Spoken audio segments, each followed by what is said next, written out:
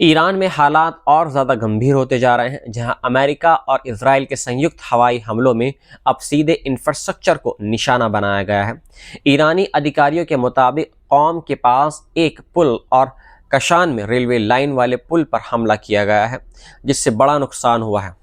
कशान में इस हमले में 2 लोगों की मौत भी बताई गई है और 3 लोग इसमें घायल बताए जा रहे हैं, जिसकी पुष्टि क्षेत्रीय सुरक्षा अधिकारी अकबर सालेही ने की है।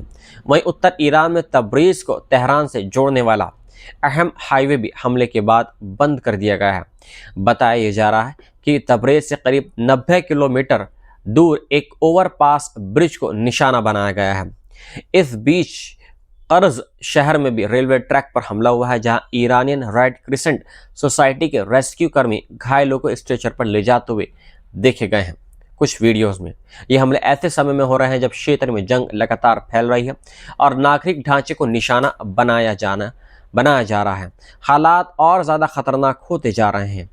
अमेरिका के राष्ट्रपति डोनाल्ड ट्रंप ने एक बार फिर ईरान को लेकर बेहद सख्त और विवादित बयान दे दिया है, जिसमें उन्होंने साफ कहा है कि अगर तेहरान उनकी शर्तों को नहीं मानता है तो ईरान के ऊर्जा, संचार और पानी जैसे अहम इंफ्रास्ट्रक्चर को पूरी तरीके से तबाह कर दिया जाएगा। ट्रंप ने कहा है कि हम इस देश को मिटा रहे हैं और मुझे ये पसंद नहीं है, लेकिन हम ऐसा कर रहे हैं।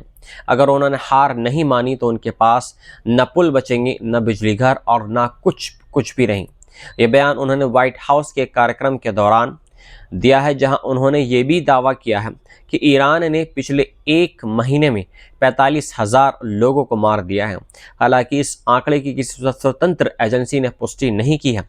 ईरान के आधिकारिक आंकड़ों के मुताबिक ये संख्या करीब 4,000 के आसपास बताई गई है।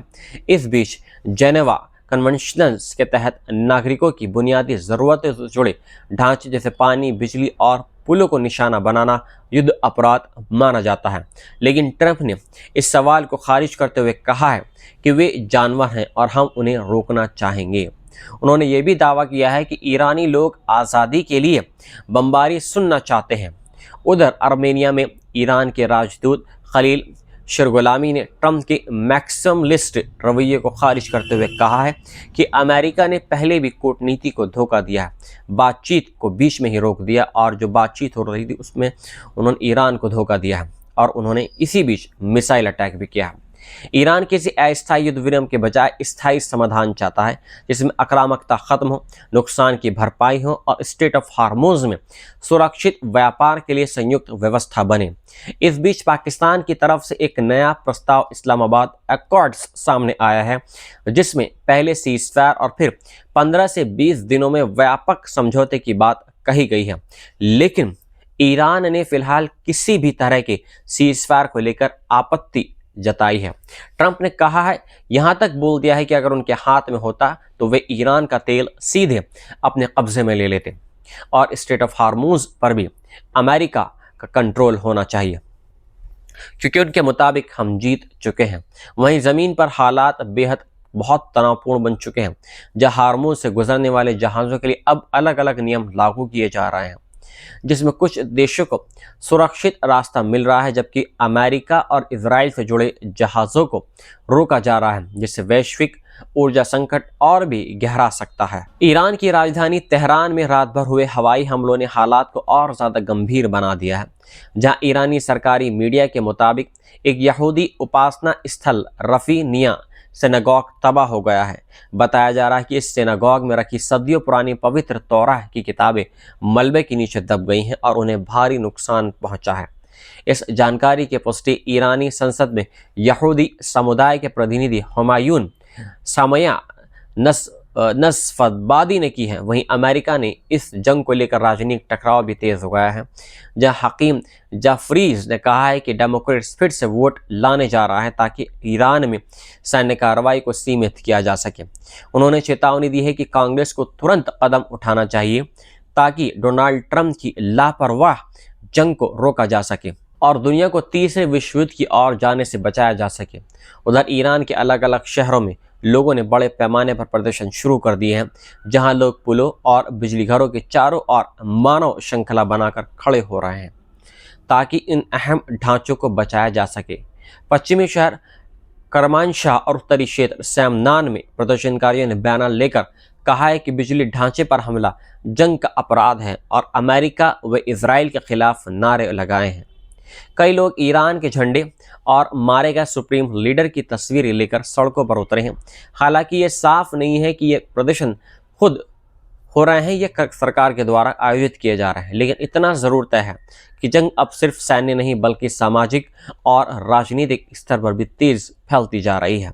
अमेरिका के राष्ट्रपति डोनाल्ड ट्रंप ने एक बार फिर ईरान को लेकर एक बहुत बड़ा और बेहद खतरनाक बयान अब दे दिया है और लास्ट वार्निंग भी दी है, जिसमें उन्होंने चेतावनी दी है कि अगर आज रात तक कोई समझौता नहीं हुआ तो एक पूरी सभ्यता, एक सिविलाइजेशन खत्म हो सकती है। ट्रंप ने अपने social media platform truth social पर लिखा है कि आज रात एक पूरी सभ्यता मर सकती है और वे कभी वापस नहीं आएगी। मैं ऐसा नहीं चाहता, लेकिन ऐसा हो सकता है। उन्होंने आगे दावा किया है कि अब ईरान में पूरी तरीके से शासन परिवर्तन हो चुका है और अब वहां ज़्यादा समझदार और कम कट्टर सोच वाले लोग सामने आ सकते हैं। ट्रंप ने कहा है कि शायद अब कुछ क्रांतिकारी और शानदार हो सकता है, लेकिन ये सब आज रात तय होगा।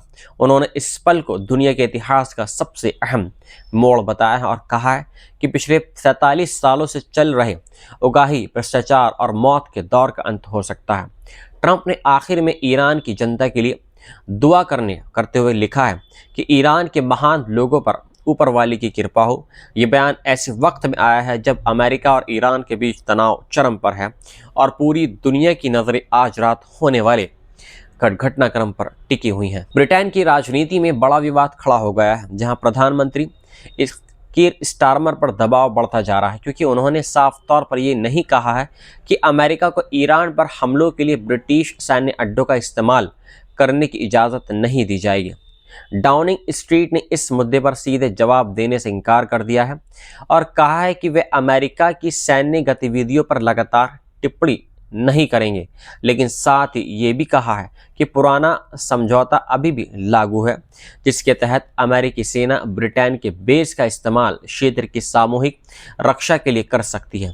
खासकर स्ट्रेट ऑफ हार्मोज में जहाज़ों पर हो रहे हमलों को रोकने के लिए मिसाइल साइट्स को निशाना बनाने जैसे ऑपरेशन शामिल हैं। हालांकि सरकार ये बताने में नाकाम रही है कि वह कैसे सुनिश्चित करेगी कि इन बेस का इस्तेमाल सिर्फ रक्षात्मक उद्देश्यों के लिए ही हो और नागरिक ढांचे जैसे पुल या पावर प्लांट्स पर हमलों के लिए नहीं हो रहा है।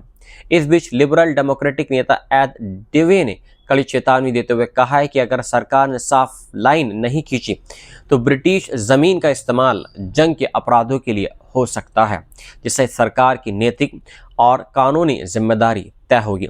ये मामला ऐसे समय में सामने आया है जब डोनाल्ड ट्रंप ईरान के खिलाफ बुनियादी ढांचे पर हमले की धमकी दे चुके हैं और पूरे यूरोप में इस बात को लेकर चिंता बढ़ती जा रही है कि कहीं यह संघर्ष और ज़्यादा ना फैल जाए।